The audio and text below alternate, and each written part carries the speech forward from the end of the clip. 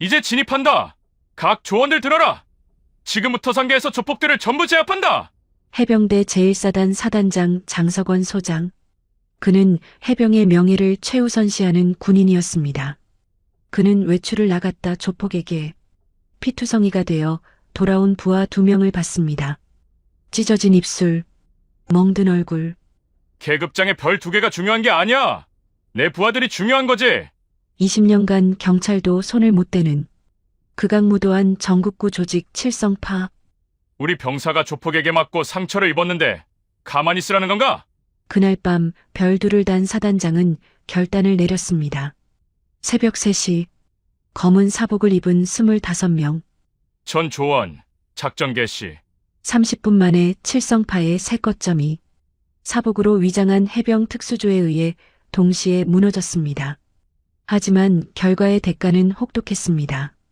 징계위원회, 좌천, 진급 불가. 사단장님, 후회되십니까? 후회는 전혀 안 한다. 부하들을 지킨 거잖아. 어깨에 별은 잃었지만 해병의 명예는 영원히 남았습니다. 이 이야기는 진정한 해병의 정신이 깃든 진짜 리더십에 관한 이야기입니다. 새벽 6시 경남 창원의 해병대 제1사단. 기상나팔 소리가 막사를 가득 채웠어요. 23세 상병 준서는 눈을 떴습니다. 몸은 무거웠지만 마음은 가벼웠어요. 오늘은 특별한 날이었거든요. 일어나. 체력 단련 나간다. 선임의 고함에 준서와 동기 현우는 재빨리 침대에서 뛰어내렸어요. 전투복을 입고 훈련장으로 달려나갔습니다. 차가운 새벽 공기가 얼굴을 때렸어요. 하지만 준서는 웃고 있었습니다. 오늘 외출이지? 현우가 구부하며 속삭였어요. 응, 2달 만이야. 둘은 땀을 흘리며 훈련을 마쳤어요. 샤워를 하고 아침 점호를 받았습니다. 오전 훈련, 점심 식사, 오후 정비. 시간이 천천히 흘렀어요. 마침내 오후 2시가 되었어요. 상병 김준서, 상병 이현우, 외출허가. 행정보급관 오상사가 외출증을 내밀었어요. 48시간의 자유였습니다. 내일 오후 6시까지 복귀하면 되는 거예요. 준서는 사복으로 갈아입었어요. 거울을 봤습니다. 짧은 머리, 햇볕에 그을린 얼굴. 여전히 해병처럼 보였지만 괜찮았어요. 사고 치지 말고 다녀와라. 오상사가 당부했어요. 예, 상사님. 둘은 경례를 올리고 정문을 나섰어요. 버스를 타고 마산으로 향했습니다. 창밖으로 봄 풍경이 지나갔어요. 준서는 창문에 이마를 기댔습니다. 문득 할머니 생각이 났어요. 10년 전 대구 서문시장. 할머니는 작은 떡볶이 가게를 운영하셨어요. 새벽 4시에 일어나 떡을 썰고 양념을 만드셨죠. 준서는 학교 가기 전 항상 할머니 가게에 들렀습니다. 준서야, 이거 먹고 가거라. 할머니는 따뜻한 떡볶이를 담아주셨어요. 그 맛을 준서는 지금도 기억해요. 하지만 어느 날부터 할머니 표정이 어두워졌습니다. 할머니, 무슨 일 있어요? 아니다, 준서야. 아무것도 아니야. 나중에 준서는 알게 되었어요. 조폭 같은 사람들이 할머니에게 돈을 요구했다는 걸요. 보호비라는 명목으로요. 13살 준서는 아무것도 할 수 없었어요. 그저 지켜볼 수밖에 없었습니다.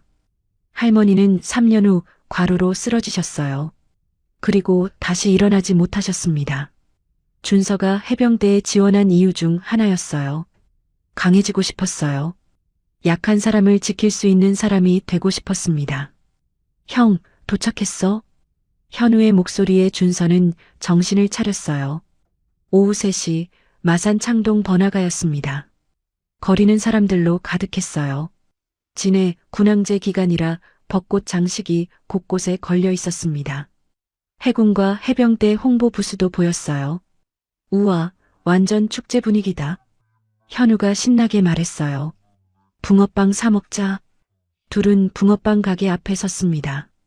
따뜻한 붕어빵을 한 입 베어 물었어요. 달콤한 팥이 입안 가득 퍼졌습니다. 이거 부대에 가져가면 얼마나 좋을까? 준서가 웃으며 말했어요. 그러게. 막사에서 이거 먹으면 천국이겠다. 둘은 거리를 걸으며 사진을 찍었어요. 거리 공연도 구경했습니다. 평범한 20대 청년들처럼요. 시간이 흘러 저녁 7시가 되었어요. 배고프다. 밥 먹자. 현우가 말했어요. 포장마차 어때? 소주도 한잔하고. 좋아. 둘은 할매 손맛 포장마차라는 간판을 발견했어요. 70대로 보이는 할머니가 운영하는 작은 포장마차였습니다. 어서 오세요. 어머, 군인 아가들이네. 할머니가 반갑게 맞이했어요. 할머니, 소주 2병이랑 오뎅탕, 김치전 주세요. 준서가 주문했어요. 그래, 금방 해줄게. 할머니는 바쁘게 움직였어요. 곧 따뜻한 오뎅탕과 김치전이 나왔습니다. 와, 이 냄새. 현우가 감탄했어요. 둘은 소주잔을 부딪혔어요. 건배. 첫 잔을 비웠습니다. 따뜻한 국물을 한 숟가락 떠서 입에 넣었어요. 준서는 눈을 감았습니다. 할머니의 떡볶이 가게가 떠올랐어요.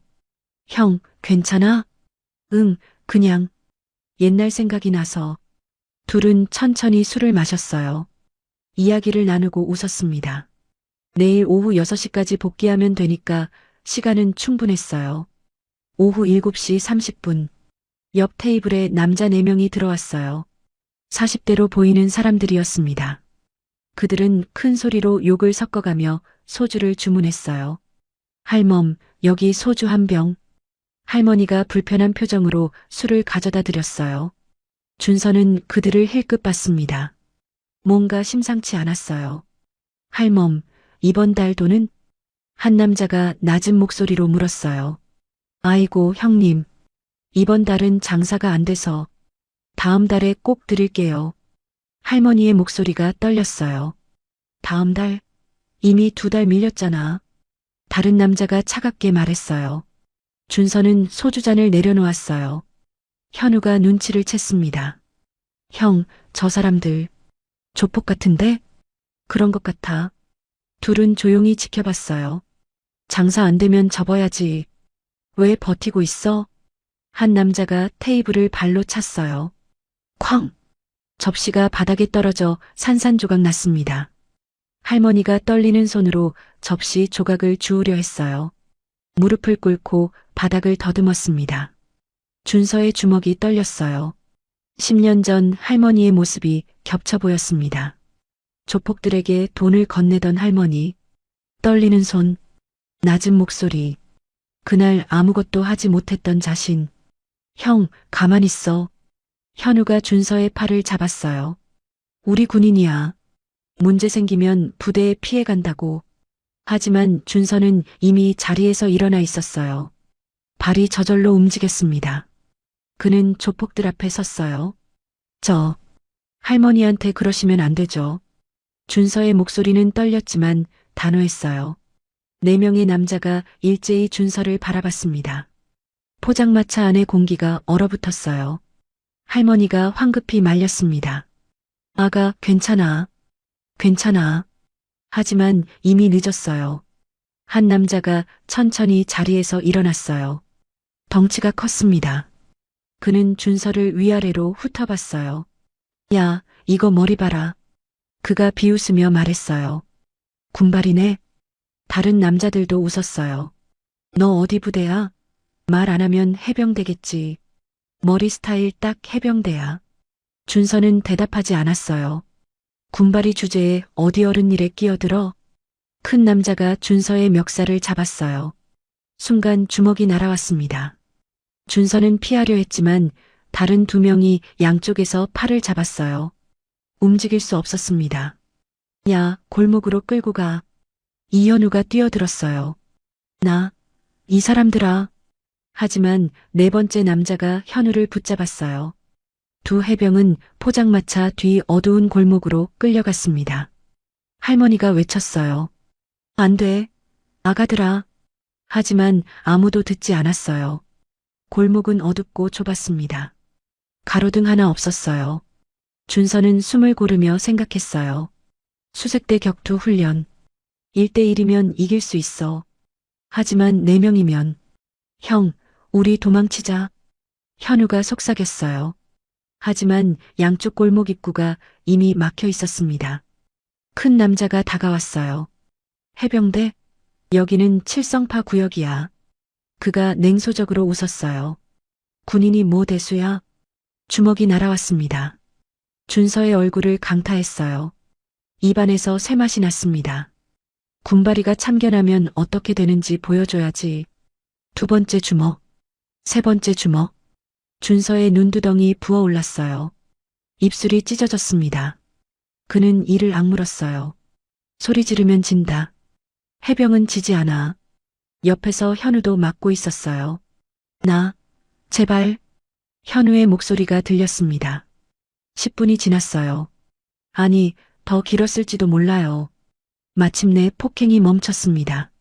다음부터 군바리는 조용히 있어. 한 남자가 침을 뱉었어요.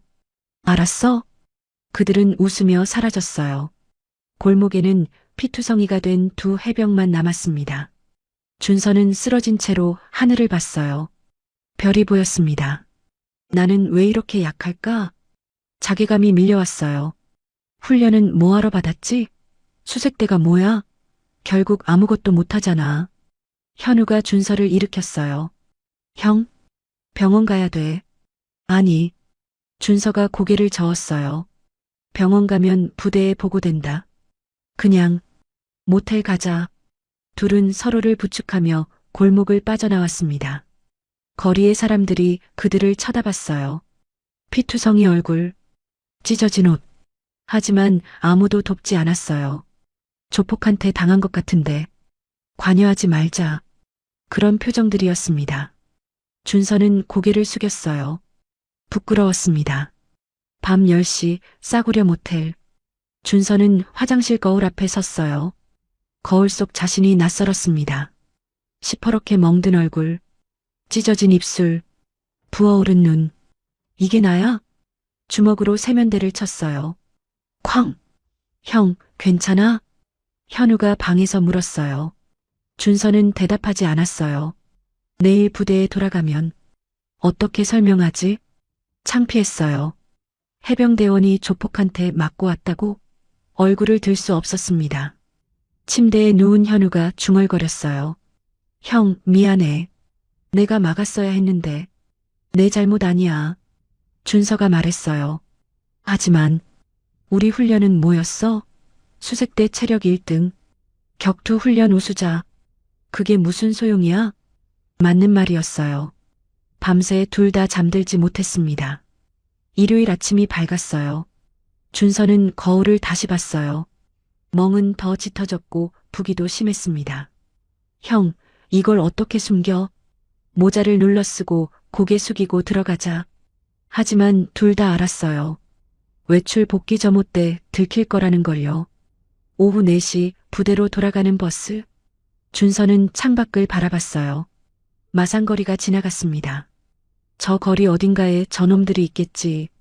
웃으면서 술 마시고 있겠지. 분노가 치밀었어요. 동시에 무력감도 느꼈습니다. 형, 우리 신고할까? 현우가 조심스럽게 물었어요.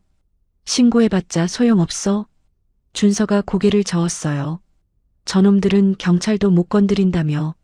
게다가 우리가 먼저 개입했다고 하면 말을 잇지 못했어요. 버스는 계속 달렸습니다. 부대가 가까워질수록 심장이 빠르게 뛰었어요. 오후 5시 30분 해병대 제1사단 정문이 보였어요.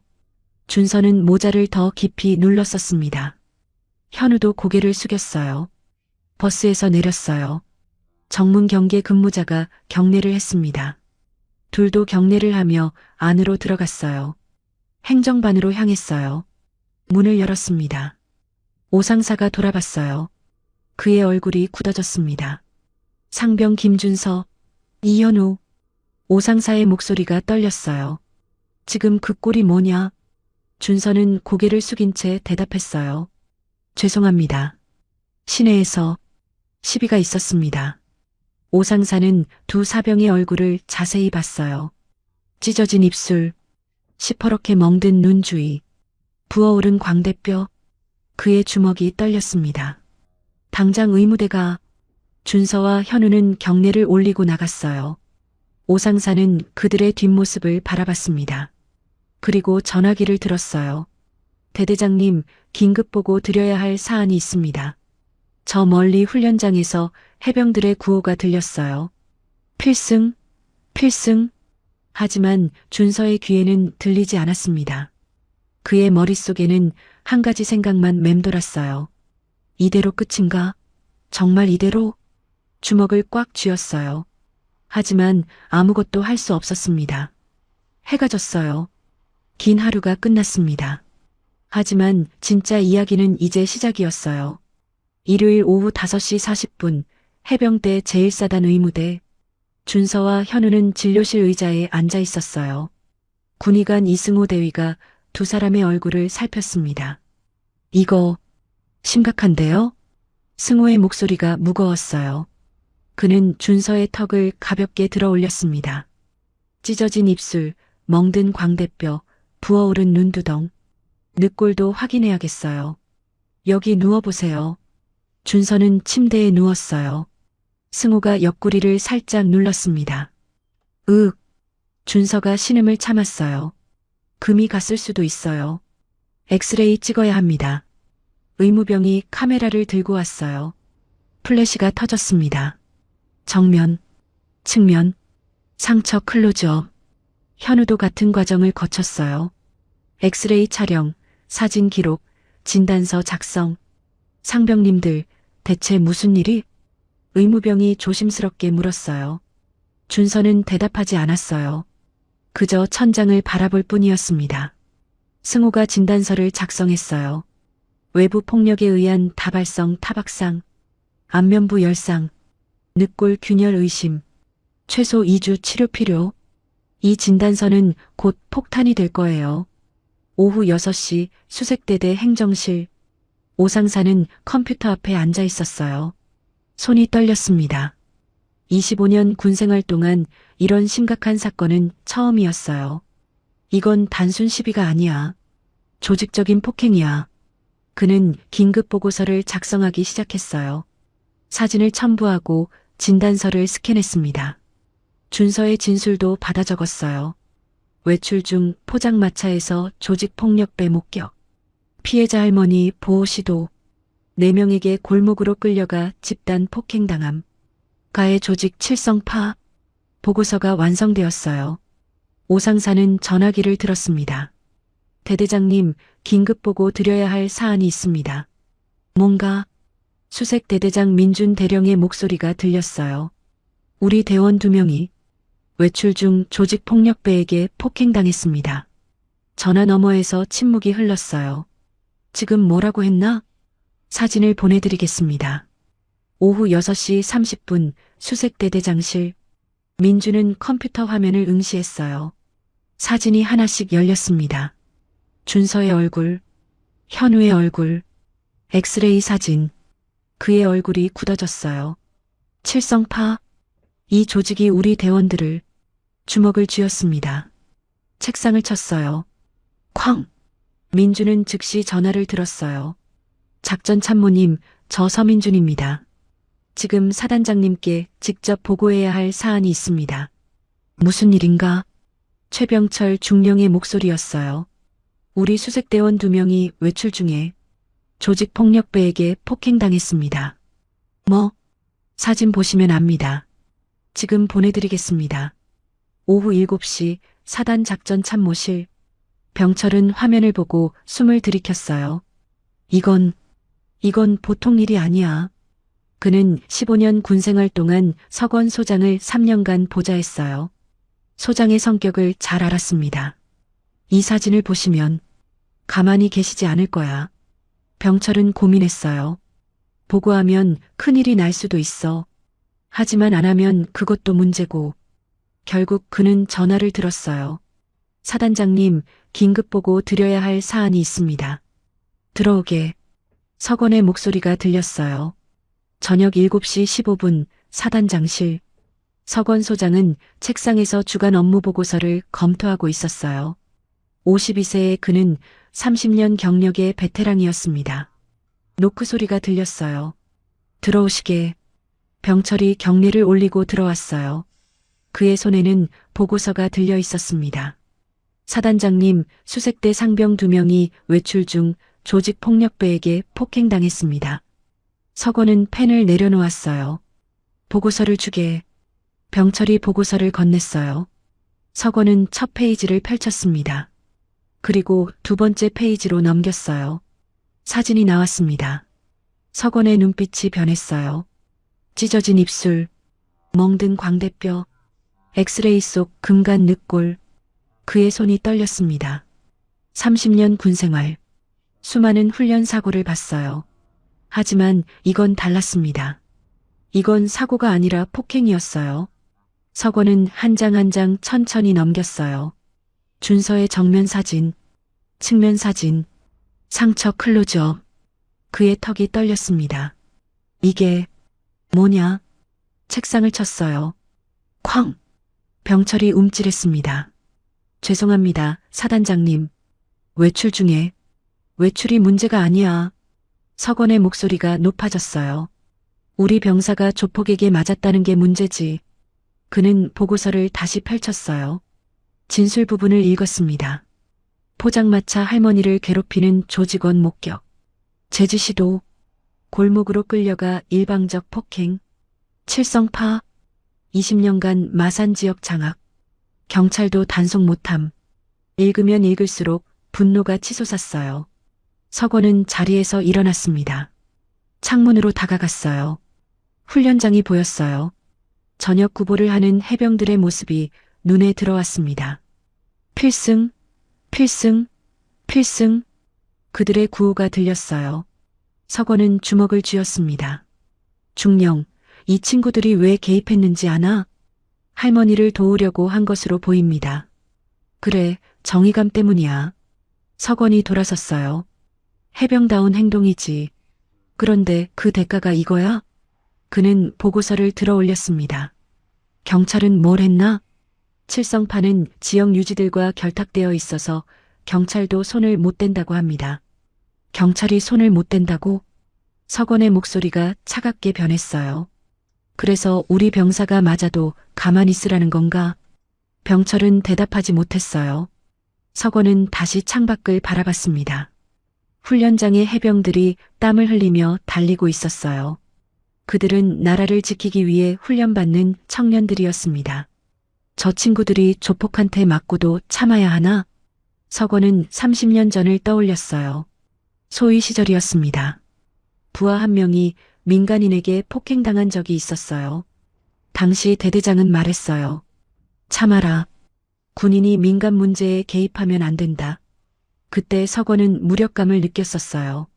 부하를 지키지 못하는 자신이 한심했습니다. 하지만 이제는 다르다. 서건은 돌아섰어요. 중령, 비공식 회의를 소집하게. 사단장님? 병철이 놀란 표정을 지었어요. 오늘 밤 10시 이 방에서. 서건의 목소리는 단호했어요. 작전참모, 정보참모, 헌병대장, 수색대대장. 이 4명만 소집하게. 알겠습니다. 병철은 경례를 올리고 나갔어요.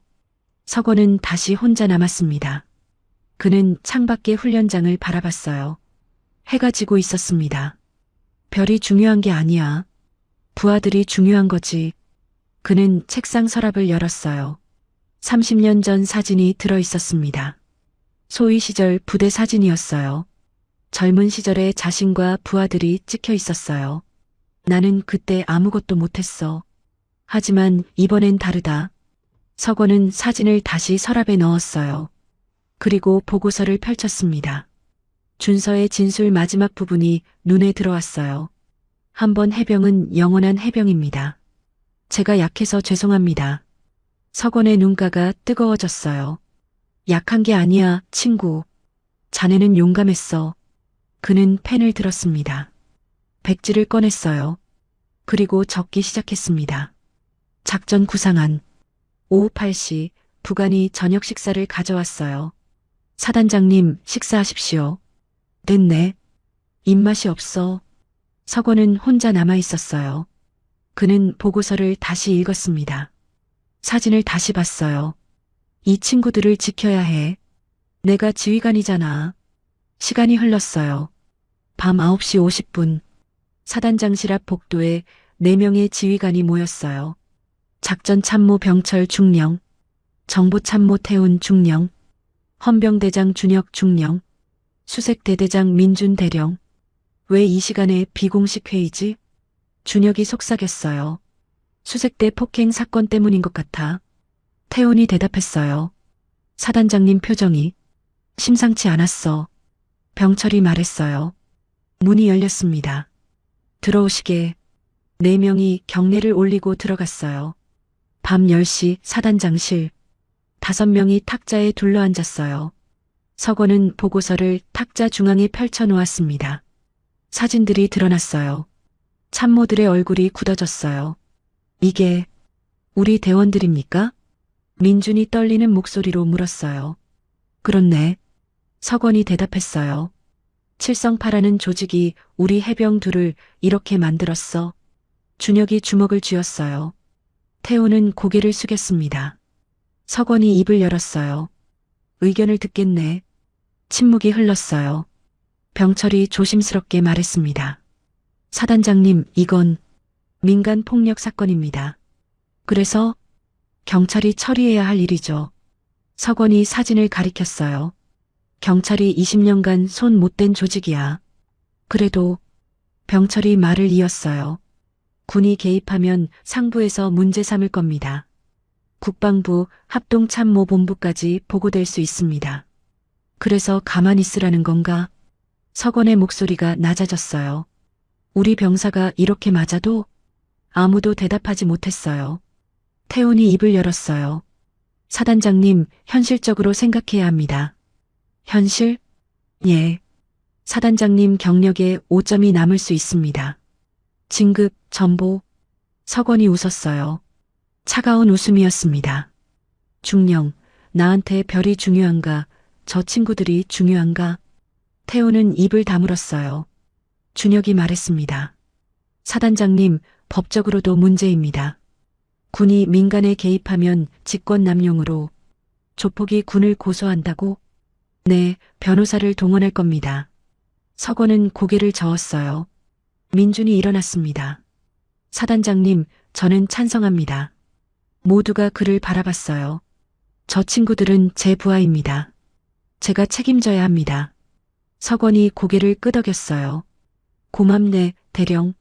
서건은 자리에서 일어났어요. 여러분, 나는 30년간 해병대에 있었네. 그가 말을 이었어요. 해병대가 뭔지 아나? 명예야. 우리가 가장 중요하게 여기는 게 명예지. 그는 사진을 들어 올렸습니다. 지금 우리 명예가 짓밟혔어. 조폭들이 해병을 때렸어. 목소리가 높아졌어요. 정의감으로 할머니를 도우려던 친구들을. 우리가 가만히 있으면 앞으로도 계속될 거야. 그는 창밖을 가리켰어요. 저기 훈련장에서 구보하는 친구들 보이나? 저 친구들이 조폭 무서워서 고개 숙이고 다니길 바라나? 아무도 대답하지 않았어요. 오늘 밤부터 준비한다. 서건의 목소리는 단호했어요. 내일 새벽 작전. 참모들이 술렁였어요. 서건은 백지를 꺼냈어요. 펜을 들었습니다. 그리고 적었어요. 작전명 귀신. 비공식 작전이야. 상부 보고 없어. 인가 없어. 서건이 말했어요. 그냥 우리끼리 하는 거야. 회의실이 조용해졌어요. 참여하기 싫은 사람은 지금 나가도 돼. 아무도 나가지 않았어요. 서건은 미소 지었습니다. 그럼 시작하자. 회의가 끝났어요. 참모들이 나갔습니다. 서건은 혼자 남았어요. 그는 창밖을 바라봤어요. 별이 보였습니다. 별들이 중요한 게 아니야. 부하들이 중요한 거지. 그는 작전 계획서를 작성하기 시작했어요. 긴 밤이었습니다. 하지만 서건의 눈빛은 흔들리지 않았어요. 월요일 새벽 12시 사단장실. 서건은 작전 계획서를 완성했어요. 책상 위에 놓인 종이에는 세밀한 계획이 적혀 있었습니다. 목표 칠성파 거점 3곳 동시 타격. 투입 병력 수색대 정예 25명. 작전 시간 새벽 3시 정각. 작전 방식 비살상, 신속 제압, 증거 확보. 서건은 계획서를 프린트했어요. 5부만 뽑았습니다. 증거를 최소화하기 위해서였어요. 그는 병철에게 암호화된 메시지를 보냈습니다. 02시 수색대대 집결, 새벽 1시 수색대대 막사. 오상사가 명단을 작성하고 있었어요. 25명을 선발해야 했습니다. 기준은 명확했어요. 첫째, 미혼자 우선. 가족에게 피해를 최소화하기 위해서였습니다. 둘째, 체력 최상급. 작전을 완수할 수 있어야 했어요. 셋째, 격투 우수자. 최소한의 물리력으로 제압해야 했습니다. 넷째, 입이 무거운 대원. 비밀을 지킬 수 있어야 했어요. 명단이 완성되었어요. 오상사는 막사로 들어갔습니다. 불을 켜지 않고 조용히 움직였어요. 박성민 중사. 작은 목소리로 불렀어요. 예. 성민이 눈을 떴습니다. 일어나. 조용히. 질문하지 말고 따라와. 성민은 당황했지만 따랐어요. 군인은 명령에 따르는 거니까요. 오상사는 다음 사람을 깨웠습니다. 김동혁 중사. 예. 일어나. 조용히. 하나씩 깨어나갔어요. 25명의 대원들이 막사 밖으로 나왔습니다. 그들은 서로를 바라봤어요. 무슨 일인지 몰랐습니다. 체육관 창고로 가자. 오상사가 말했어요. 새벽 1시 30분 체육관 창고. 25명의 대원이 모였어요. 병철 중령이 기다리고 있었습니다. 여기 있는 옷으로 갈아입어. 그가 검은 사복을 건넸어요. 신분증은 두고 가. 군번줄도. 대원들은 놀랐어요. 하지만 질문하지 않았습니다. 전투복을 벗고 검은 사복을 입었어요. 검은 마스크도 받았습니다. 이게 무슨 상황이지? 한 대원이 작게 속삭였어요. 모르겠어.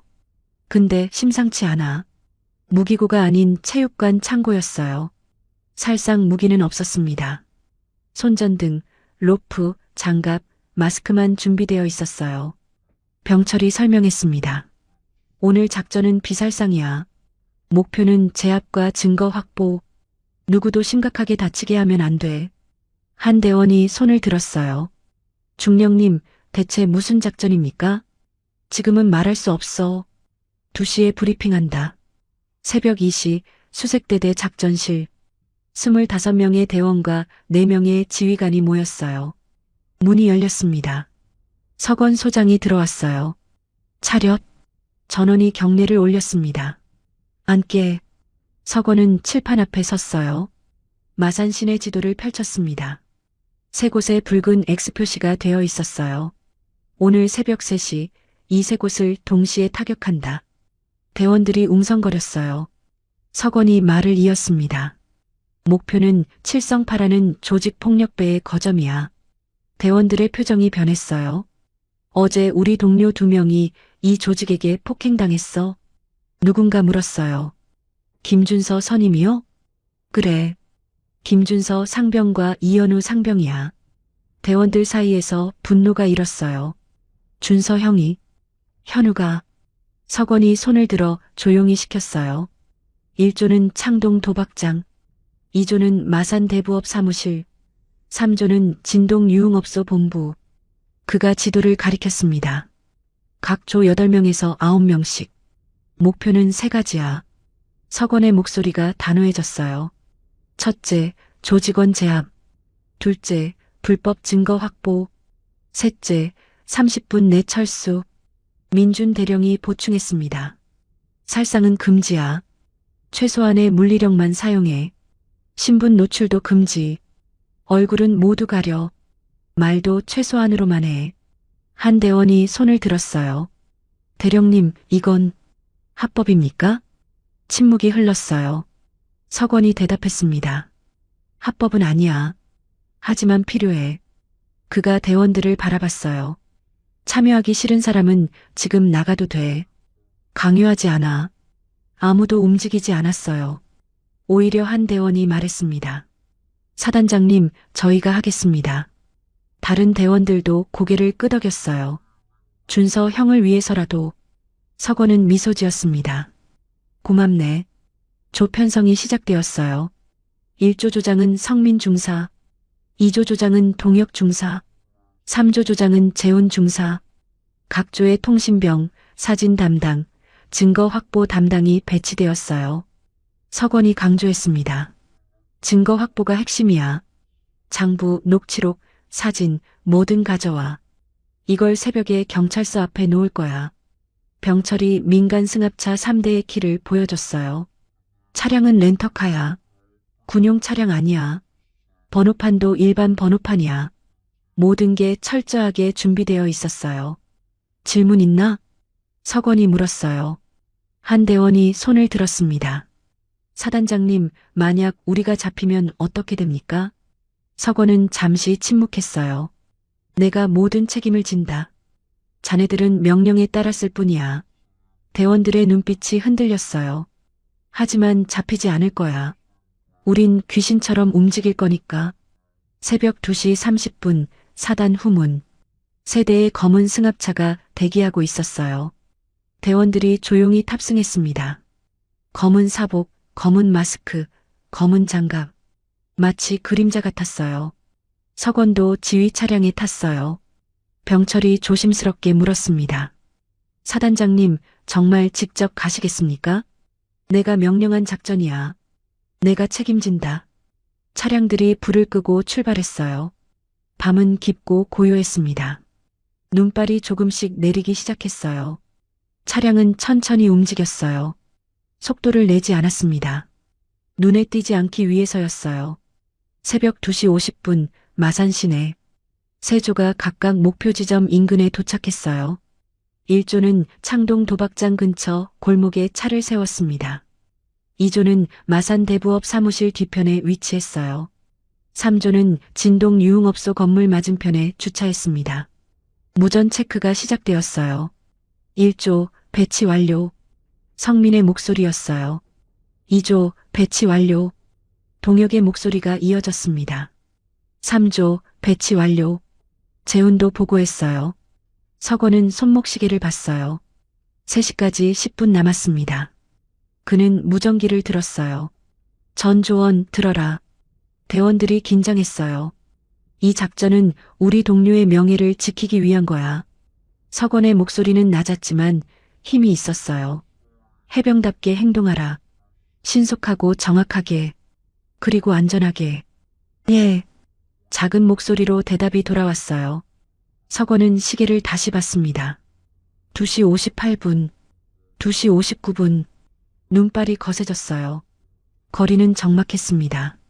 3시 정각, 서건은 무전기를 입에 가져갔어요. 전조원, 잠시 침묵, 작전 개시, 1조가 움직였어요. 도박장 문 앞에 섰습니다. 안에서 웃음소리와 칩소리가 들렸어요. 성민이 손짓했어요. 돌입. 문이 부서졌어요. 쾅. 조명이 꺼졌습니다. 비명이 터졌어요. 누구야? 조용히 해. 8명의 대원이 순식간에 내부를 장악했어요. 도박꾼 12명이 바닥에 엎드렸습니다. 조직원 3명도 제압되었어요. 사진 담당이 현장을 촬영했어요. 플래시가 터졌습니다. 도박칩 현금 뭉치, 장부. 1조 5분 만에 제압 완료. 성민이 무전으로 보고했어요. 2조도 움직였어요. 대부업 사무실 창문을 통해 진입했습니다. 내부에는 직원 2명만 있었어요. 꼼짝 마. 순식간에 제압되었어요. 동혁이 서류를 뒤졌습니다. 서랍을 열고 캐비닛을 확인했어요. 불법 대출 장부가 나왔어요. 이자율 300%? 이게 말이 돼? 협박 녹취록도 발견했습니다. 돈 안 갚으면 가족한테 간다. 전부 가방에 담았어요. 2조 증거 확보 완료. 동혁이 보고했습니다. 3조가 움직였어요. 유흥업소 지하로 내려갔습니다. 철문이 잠겨 있었어요. 재훈이 신호를 보냈어요. 한 대원이 철문을 발로 찼습니다. 쾅! 문이 열렸어요. 안에는 칠성파 간부 6명이 술을 마시고 있었어요. 뭐야? 한 간부가 소리쳤어요. 하지만 이미 늦었어요. 대원들이 쏟아져 들어왔습니다. 격투가 시작되었어요. 하지만 해병대 수색대는 조폭보다 훨씬 강했어요. 3분 만에 6명 전원 제압되었습니다. 한 간부가 소리쳤어요. 너희 누구야? 경찰이야? 대원들은 대답하지 않았어요. 그저 묵묵히 증거를 수집했습니다. 서류, 마약 소량, 불법 총기. 3조, 증거 확보 완료. 대박입니다. 재훈이 흥분된 목소리로 보고했어요. 새벽 3시 27분. 서건이 무전기를 들었어요. 전 조원, 철수. 대원들이 조용히 빠져나갔습니다. 눈발 속으로 검은 그림자들이 사라졌어요. 거리는 다시 고요해졌습니다. 마치 아무 일도 없었던 것처럼요.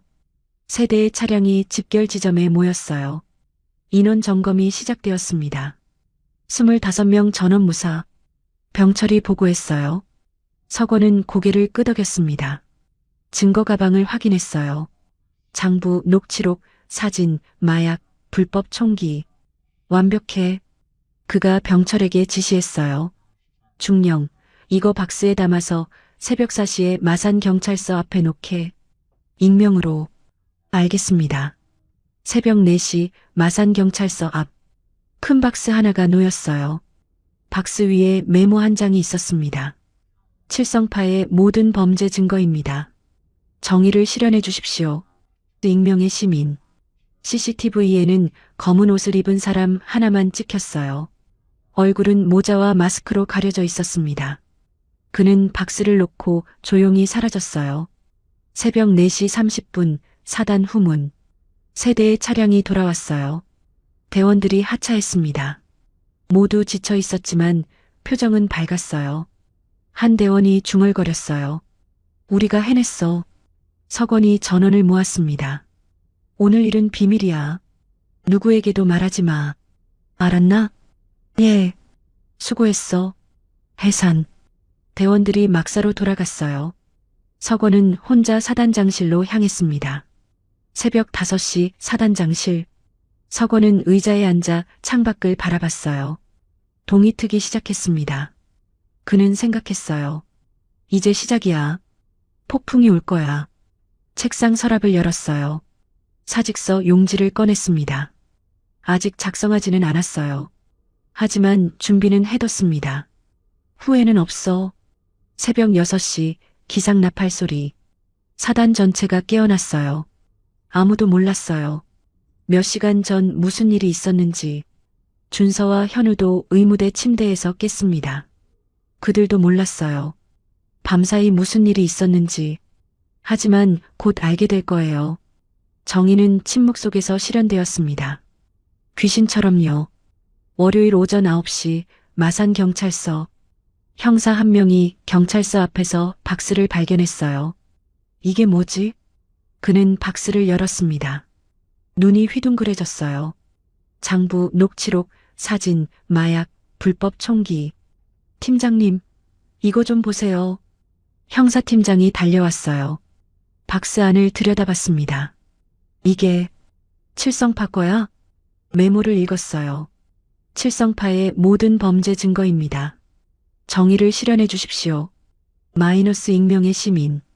팀장은 즉시 검사에게 연락했어요. 검사님, 칠성파 증거가 나왔습니다. 엄청난 양입니다.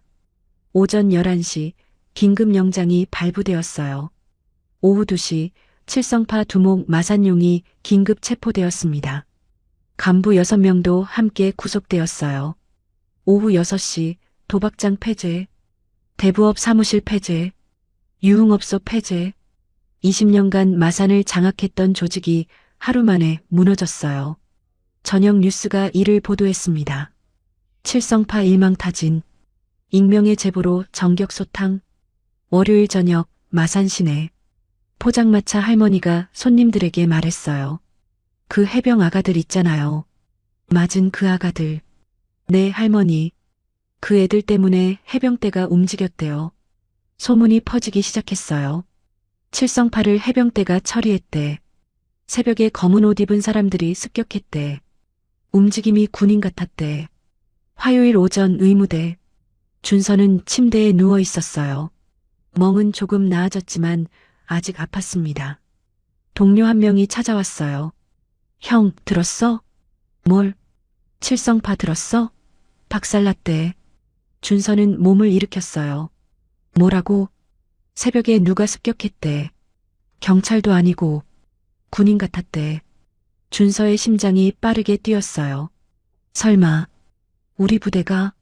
옆 침대의 현우도 눈을 크게 떴습니다. 진짜야? 응. 뉴스에도 나왔어. 칠성파 두목이랑 간부들 다 잡혔대. 준서와 현우는 서로를 바라봤어요. 말은 하지 않았지만 같은 생각을 하고 있었습니다. 사단장님이 우리를 위해 수요일 오전 국방부 한 통의 공문이 접수되었어요.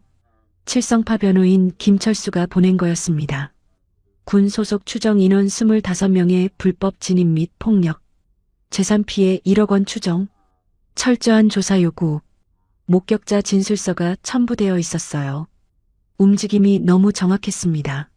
무전기 사용, 팀 단위 작전, 30분 내 철수, 전문 훈련받은 사람들입니다.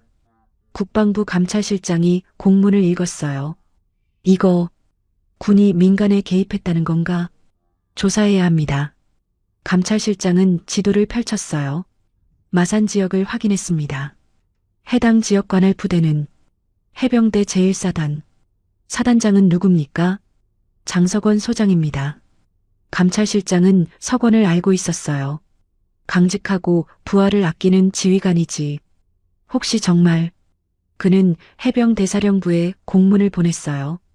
칠성파 사건 관련 해병대 개입 의혹, 제1사단 조사 지시, 목요일 오전 해병대사령부, 감찰실 조사관 2명이 제1사단으로 출발했어요. 정문에서 신분을 확인했습니다. 감찰실에서 나왔습니다. 사단장님 계십니까? 예, 계십니다. 석원은 이미 예상하고 있었어요. 그는 책상 위에 보고서를 준비해뒀습니다. 직접 작성한 보고서였어요. 목요일 오전 11시 사단장실 2명의 조사관이 들어왔어요. 경례를 올렸습니다. 소장님, 칠성파 사건 관련 조사하러 왔습니다. 앉으시게. 석원은 침착했어요. 조사관들이 앉았습니다. 석원은 이미 준비한 보고서를 건넸어요. 조사관이 펼쳐봤습니다. 첫 줄을 읽었어요. 본 작전의 모든 지시는 본인의 단독 결정이었음을 명시합니다. 조사관이 놀라서 석원을 봤어요.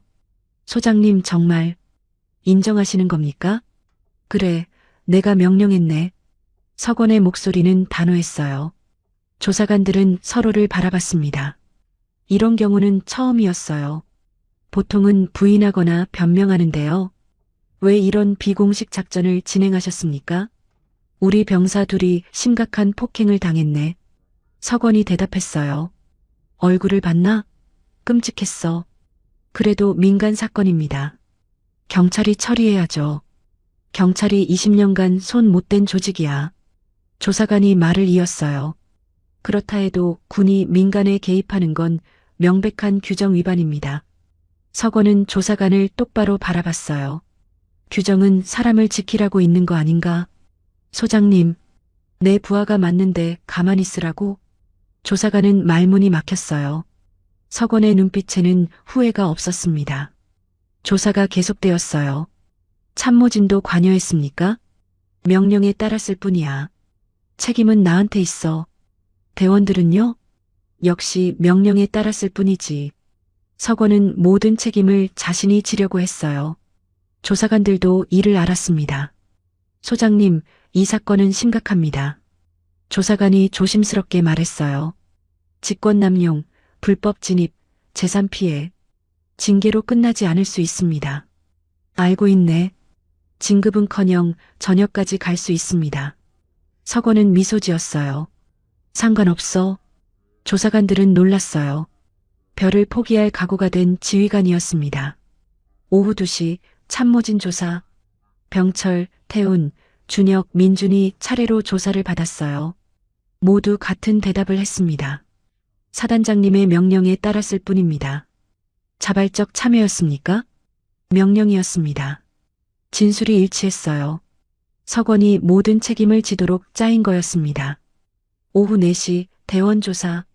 25명의 대원도 조사받았어요. 그날 밤 어디 있었습니까? 막사에서 잤습니다. 목격자가 25명 정도였다는데 모르겠습니다. 아무도 말하지 않았어요. 조사관이 압박했습니다. 거짓말하면 너희도 처벌받는다. 하지만 대원들은 흔들리지 않았어요. 사단장님을 지켜야 한다. 해병의 연대였습니다. 금요일 오후 해병대사령부에서 공문이 왔어요. 장석원 소장, 징계위원회 소집, 일시 다음 주 화요일, 장소 해병대사령부. 석원은 공문을 읽고 서랍에 넣었어요. 예상했던 일이었습니다. 그는 창밖을 바라봤어요. 훈련장에서 해병들이 구보하고 있었습니다. 저 친구들은 지켜졌어. 그걸로 됐어. 토요일 오전 준서와 현우가 사단장실을 찾았어요. 사단장님 뵙고 싶습니다. 들어오게. 두 상병이 경례를 올렸어요. 얼굴에 멍은 많이 나았지만 아직 자국이 남아 있었습니다. 준서가 떨리는 목소리로 말했어요. 사단장님, 저희 때문에. 석원이 손을 들었어요. 자네들 잘못이 아니야. 하지만 사단장님께서 징계를. 그건 내 선택이야. 석원이 말을 이었어요. 후회 안 해. 현우가 참지 못하고 울었어요. 죄송합니다. 저희가 약해서. 석원이 다가가 어깨를 두드렸습니다. 약한 게 아니야. 그의 목소리는 따뜻했어요. 자네들은 용감했어. 할머니를 도우려 했잖아. 준서도 눈물을 흘렸어요. 그게 해병이야. 나는 자네들이 자랑스럽네. 두 20대 청년은 사단장 앞에서 울었어요. 석원도 눈가가 붉어졌습니다. 고맙습니다, 사단장님. 준서가 경례를 올렸어요. 석원도 경례를 받았습니다. 화요일 해병대사령부 징계위원회. 석원이 출석했어요. 위원 5명이 앉아 있었습니다. 사령관, 부사령관, 감찰실장, 법무실장, 인사참모. 심의가 시작되었어요. 장석원 소장, 비공식 작전 실행 인정하십니까? 인정합니다. 규정 위반 인정하십니까? 인정합니다. 반성하십니까? 석원은 잠시 침묵했어요. 규정을 어긴 것은 반성합니다. 그가 말을 이었어요. 하지만 부하를 지킨 것은 반성하지 않습니다. 위원들이 술렁였어요. 사령관이 물었습니다. 장석원, 자네는 별을 포기할 각오가 되어 있나? 예, 사령관님. 후회하지 않나? 없습니다. 사령관이 한숨을 쉬었어요. 자네 같은 지휘관이 필요한데. 안타깝네. 심의가 끝났어요. 결과는 다음 날 통보되었습니다. 수요일 오전 정식 공문이 도착했어요. 장석원 소장, 경고 처분. 해병대 교육훈련단 부단장으로 전보. 교육훈련단 부단장은 준장 보직이었어요. 소장이 가기엔 명백한 좌천이었습니다. 사실상 진급 불가 통보였어요. 석원은 공문을 읽고 미소 지었어요. 이 정도면 가볍게 끝난 거야. 그는 짐을 싸기 시작했습니다. 목요일 이임식. 제1사단 전 장병이 모였어요. 석원이 마이크 앞에 섰습니다. 여러분, 2년간 함께해서 영광이었습니다. 그의 목소리가 울렸어요. 여러분 모두 자랑스러운 해병입니다. 장병들이 숙연해졌어요. 한 가지만 기억하십시오. 석원이 말을 이었습니다. 명예는 계급이 아니라 행동에서 나옵니다. 해병답게 사십시오. 박수가 터졌어요. 준서와 현우는 울고 있었어요. 25명의 작전 참가자들도 눈물을 흘렸습니다. 금요일 아침 석원은 사단을 떠났어요. 지프차가 정문을 나섰습니다. 후미 거울의 사단 본부가 점점 멀어졌어요. 그는 뒤돌아보지 않았어요. 앞만 바라봤습니다. 운전병이 조심스럽게 물었어요. 소장님, 후회하십니까? 석원이 고개를 저었어요. 아니, 전혀. 차는 계속 달렸습니다. 새로운 곳을 향해서요. 별은 줄어들었지만 명예는 더 빛났어요. 그날 밤의 작전은 귀신작전이라는 이름으로 해병대의 전설로 남았습니다. 신병들에게 구전되었어요. 별 둘이 상병 둘을 위해 경력을 걸었대. 진짜 리더십이 뭔지 보여줬대. 석원의 이름은 교과서에 실리지 않았어요. 하지만 모든 해병의 가슴에 새겨졌습니다. 정의는 침묵 속에서 실현되었어요. 귀신처럼요. 하지만 그 빛은 영원히 남았습니다. 6개월 후 가을, 해병대 교육훈련단 훈련장, 석원은 신임 장교들 앞에 서 있었어요. 52세의 그는 여전히 당당했습니다. 지휘관의 리더십은 부하를 지킬 때 빛을 발합니다. 그의 목소리가 훈련장에 울렸어요. 별이 몇 개냐가 아니라 부하들이 당신을 믿느냐가 중요합니다. 신임 소위들이 고개를 끄덕였어요. 한 소위가 손을 들었습니다. 부단장님, 소문 들었습니다. 부하들을 위해. 석원이 웃었어요. 소문은 소문일 뿐이네. 하지만 그의 눈빛은 말하고 있었어요. 그래, 난 후회 없어. 교육훈련단 부단장직은 한직이었어요. 현장에서 멀어진 자리였습니다. 하지만 석원은 불평하지 않았어요. 오히려 신임 장교들을 정성껏 가르쳤습니다. 리더는 계급장이 아니라 행동으로 만들어집니다. 그의 가르침은 깊었어요. 어느 봄날 교육훈련단에 방문객이 있었어요. 준서였습니다. 이제 병장이 되어 있었어요. 멍은 완전히 사라졌습니다. 부단장님 뵙고 싶습니다. 석원이 반갑게 맞았어요. 병장, 잘 지냈나? 예, 부단장님. 둘은 벤치에 앉았어요. 벚꽃이 날리고 있었습니다. 준서가 조심스럽게 말했어요. 부단장님, 저 제대하면 경찰이 될 겁니다. 경찰? 석원이 고개를 돌렸어요. 예.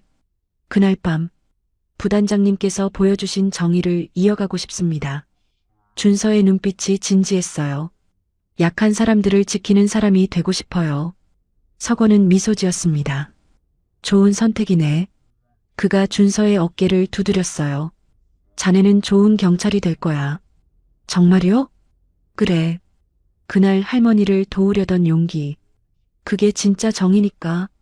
준서의 눈에 눈물이 맺혔어요. 감사합니다, 부단장님.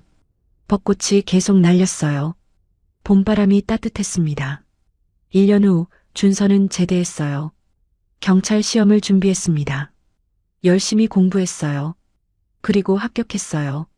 준서는 경찰 제복을 입고 석원을 찾아왔습니다. 부단장님, 경찰이 되었습니다. 석원이 준서를 바라봤어요. 경찰 제복이 잘 어울렸습니다. 축하하네. 부단장님 덕분입니다. 아니야. 자네 자신의 노력이지. 둘은 악수를 나눴어요. 석원은 생각했습니다. 이 친구는 좋은 경찰이 될 거야. 시간이 더 흘렀어요. 3년 후 석원은 저녁을 맞이했어요. 별은 2개로 끝났습니다. 더 이상 올라가지 못했어요. 하지만 석원은 개의치 않았습니다. 저녁 식장에는 수백 명의 제자와 부하들이 모였어요. 준서도 왔어요. 이제 경찰관 2년차였습니다. 현우도 왔어요. 소방관이 되어 있었습니다. 25명의 작전 참가자들도 모두 왔어요. 성민은 중사로 진급해 있었어요. 동혁도 중사가 되어 있었습니다. 그들 모두 석원에게 경례를 올렸어요. 석원이 마이크 앞에 섰습니다. 여러분, 고맙습니다. 그의 목소리가 떨렸어요. 여러분과 함께한 시간이 제 인생 최고의 영광이었습니다. 박수가 터졌어요. 준서가 앞으로 나왔습니다. 부단장님, 저희가 준비한 게 있습니다. 준서는 액자 하나를 건넸어요. 액자 안에는 사진이 있었습니다. 그날 밤 작전에 참여했던 25명의 사진이었어요. 얼굴은 가려져 있었지만 함께 찍은 사진이었습니다.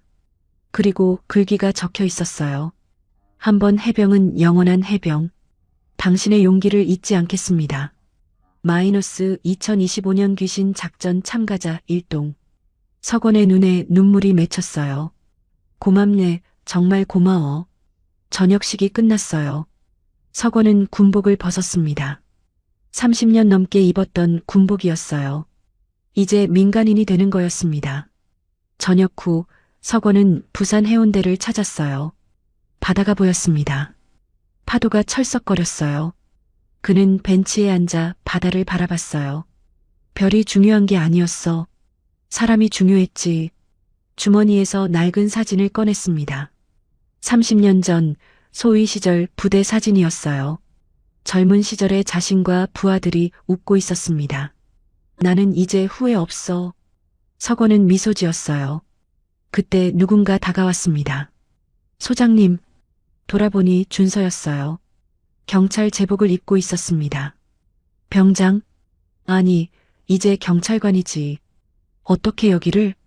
순찰 중에 우연히 봤어요. 준서가 석원 옆에 앉았어요.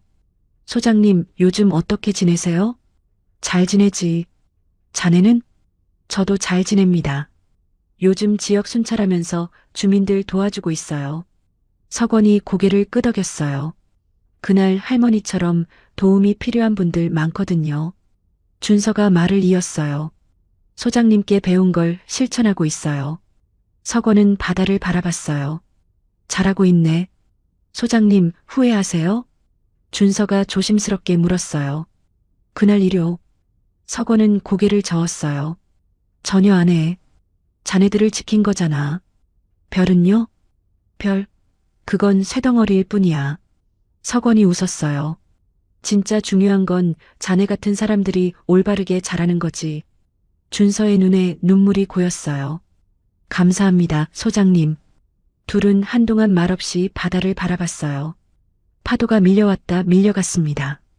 갈매기 한 마리가 날아갔어요. 5년이 더 흘렀어요. 석원은 조용히 살았습니다. 부산의 작은 집에서 책을 읽고 산책을 했어요. 가끔 옛 부하들이 찾아왔어요. 그럴 때마다 석원은 반가워했습니다. 어느 날 준서가 또 찾아왔어요. 이제 경위가 되어 있었습니다. 소장님, 좋은 소식이 있어요. 무슨 소식인데? 제가 이번에 경찰청 표창을 받았어요. 준서가 상장을 보여줬어요. 시민을 보호하고 정의를 실현한 공로. 석원은 상장을 자세히 봤어요. 축하하네. 정말 자랑스럽네. 소장님 덕분입니다. 준서가 말했어요. 그날 밤이 없었다면 저는 평생 자괴감에 시달렸을 거예요. 석원이 고개를 저었어요. 아니야. 자네가 먼저 용기를 냈잖아. 나는 그저 뒤를 정리했을 뿐이야. 준서는 석원을 꼭 안았어요. 소장님 사랑합니다. 석원도 준서를 안았습니다. 나도 자네가 자랑스럽네. 그날 저녁 석원은 혼자 바다를 걸었어요. 석양이 지고 있었습니다. 하늘이 붉게 물들었어요. 그는 생각했어요. 그날 밤의 선택. 후회하지 않아. 별은 잃었지만 더 큰 걸 얻었어요. 부하들의 존경, 제자들의 성장, 그리고 명예. 석원은 미소 지었습니다. 10년이 흘렀어요. 석원은 이제 60대 중반이었습니다. 어느 날 해병대 신병교육대에서 강연 요청이 왔어요. 전설의 장석원 소장님을 모시고 싶습니다. 석원은 오랜만에 군부대를 방문했어요. 강당에는 수백 명의 신병들이 앉아 있었습니다. 석원이 단상에 섰어요. 여러분 반갑습니다. 신병들이 박수를 쳤어요. 저는 30년 넘게 해병대에 있었습니다. 석원이 말을 이었어요. 그동안 배운 게 하나 있습니다. 신병들이 귀를 기울였어요. 진짜 강한 사람은 약자를 지키는 사람입니다. 진짜 용감한 사람은 정의를 위해 나서는 사람입니다. 진짜 리더는 부하를 위해 자신을 희생할 수 있는 사람입니다. 강당이 조용해졌어요. 여러분, 계급장에 속지 마십시오. 석원의 목소리가 힘이 있었어요. 별이 중요한 게 아닙니다. 명예가 중요한 겁니다. 박수가 터졌어요. 강연이 끝나고 한 신병이 다가왔어요. 소장님, 질문 있습니다. 말해보게. 귀신 작전이 정말 있었습니까? 석원은 미소 지었어요. 그건 전설일 뿐이네. 하지만 전설은 진실보다 중요할 때가 있어. 신병이 고개를 갸우뚱했어요. 무슨 뜻입니까? 전설은 사람들에게 희망을 주거든. 석원이 신병의 어깨를 두드렸어요. 자네도 전설이 되게. 올바른 전설 말이야. 그날 밤 석원은 집으로 돌아왔어요. 침대에 누워 천장을 바라봤습니다. 그날 밤이 벌써 10년 전이구나. 눈을 감았어요. 새벽 3시에 마산거리가 떠올랐습니다. 눈발이 내리던 밤, 검은 사복을 입은 25명의 대원들, 무전기에서 들리던 목소리들, 1조 배치 완료, 2조 배치 완료, 3조 배치 완료, 그리고 자신이 내렸던 명령, 전조원 작전 개시. 서건은 미소 지었어요. 후회 없어. 단 한순간도. 시간이 계속 흘렀어요. 서건은 조용히 나이 들어갔습니다. 하지만 그의 이야기는 계속 전해졌어요. 해병대 신병들에게, 경찰관들에게, 소방관들에게. 별두를 포기한 사단장의 이야기 알아? 응, 부하 둘을 위해 경력을 걸었다는 거? 맞아. 진짜 리더십이 뭔지 보여줬대. 전설은 세대를 넘어 이어졌어요. 어느 겨울밤 서건은 다시 바다를 찾았어요. 70세가 된 그는 여전히 건강했습니다. 벤치에 앉아 별을 바라봤어요. 소장님, 뒤에서 목소리가 들렸어요. 돌아보니 준서였습니다. 이제 40대가 되어 있었어요. 경위. 아니, 이제 총경인가? 네, 소장님. 얼마 전에 진급했어요. 준서가 서건 옆에 앉았어요. 소장님, 전하고 싶은 말이 있어요. 뭔가? 제 아들이 이번에 해병대에 입대했어요. 서건의 눈이 커졌어요. 그래, 자네 아들이? 네. 아버지 이야기를 듣고 결심했대요. 준서가 미소 지었어요. 그리고 소장님 이야기도요. 내 이야기? 네. 진짜 해병이 뭔지 배우고 싶대요. 서건의 눈에 눈물이 고였어요. 고맙네. 정말 고마워. 둘은 한동안 말없이 별을 바라봤어요. 하늘에는 별이 가득했습니다. 소장님, 별 2개 아깝지 않으세요? 준서가 물었어요. 서건은 하늘을 가리켰습니다. 저기 저 별들 봐. 네. 저 별들은 계급장보다 훨씬 아름답지 않나? 준서가 웃었어요. 그렇네요. 별은 하늘에 있을 때 가장 아름다운 거야. 서건이 말했어요. 가슴에 달 필요는 없어. 바람이 불었어요. 차가웠지만 상쾌했습니다. 서건은 일어섰어요. 이제 들어가야겠네. 소장님, 제가 모셔다 드릴게요. 고맙네. 둘은 천천히 걸었어요. 서건의 뒷모습은 여전히 당당했습니다. 별은 없었지만 빛은 있었어요. 그 빛은 영원히 사라지지 않을 거예요. 한번 해병은 영원한 해병이니까요. 그리고 진짜 리더는 영원히 기억되니까요. 석양이 졌어요. 하지만 내일 또 해가 뜰 거예요. 서건의 이야기처럼요. 영원히. 안녕하세요. 인생 어울림입니다. 이번 영상 즐겁게 시청하셨나요? 끝까지 시청해 주셔서 감사드리며 더 좋은 영상으로 다시 찾아뵙겠습니다. 감사합니다.